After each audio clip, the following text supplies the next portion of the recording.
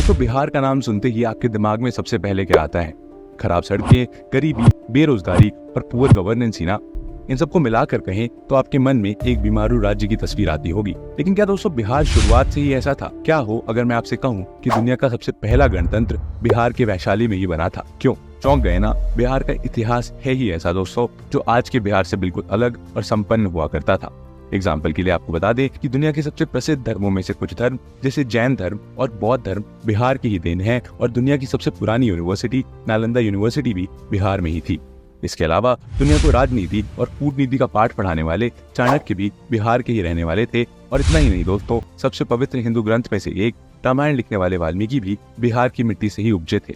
दोस्तों, दुनिया को सर्जरी का ज्ञान भी बिहार से ही मिला था, और सर्जरी की जन्मदाता शुश्रुत बिहार से ही थे, और दुनिया को गणित का ज्ञान देने वाले आर्यभट्ट भी बिहार के ही रहने वाले थे।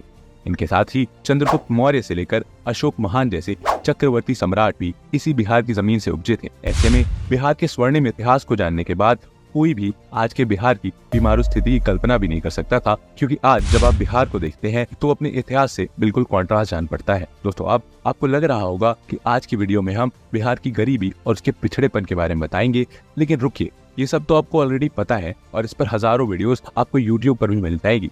इसीलिए आज की इस वीडियो में हम बिहार की प्रॉब्लम को डिस्कस करने के बजाय ये डिस्कस करेंगे कि आखिर बिहार अपने खोए हुए स्वर्णिम इतिहास को फिर कैसे वापस पा सकता है, कैसे बिहार इंडिया के सबसे पिछड़े राज्यों में से उभरकर one of the best state बन सकता है। और इसीलिए आज की इस वीडियो में हम उन सभी समस्याओं के हल पर डिस्कशन करेंगे कि आखिर बिहार अपनी ग्लोरी वापस कैसे हासिल कर सकता है। How can Bihar achieve it's long lost glory? Number 1, promotion of IT sector in Bihar. दोस्तों, आजादी के बाद भारत के बहुत से ऐसे स्टेट थे जो गरीब और पिछड़ेपन के शिकार थे, चाहे वो उत्तर प्रदेश हो या हरियाणा हो या फिर साउथ इंडिया के कुछ गिने चुने स्टेट हो। लेकिन देखते ही देखते ये स्टेट डेवलप होते गए, लेकिन बिहार फिर भी आगे नहीं बढ़ पाया। यहाँ तक कि साल 2000 में बने छत्तीसगढ़, झारखंड और उत्तराखंड जैसे स्टेट भी तेजी से डेवलप करके बिहार से आगे निकल गए। लेकिन इतना बेहतरीन इतिहास होने के बावजूद बिहार आज भी संघर्ष कर रहा है। दोस्तों, यहाँ से बिहार को अगर फिर से ग्रोथ करनी है तो सबसे पहले उन फैक्टर्स को नोटिस करना होगा जो दूसरे स्टेट्स के डेवलप्ड होने के कारण बने हैं। जैसे कि उत्तर प्रदेश और हरियाणा का एग्जाम्पल ले लें तो इन दोनों स्टेट्स के डेवलप होने के पीछे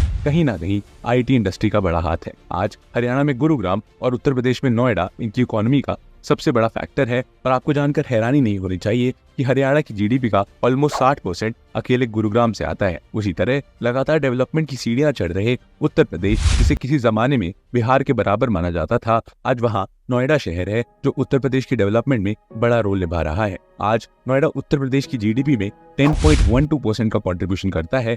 और अब ऐसे में ये सवाल बिल्कुल जायज लगते हैं कि बिहार में काबा, आखिर बिहार के पास ऐसा कोई शहर, ऐसी कोई IT इंडस्ट्री क्यों नहीं है?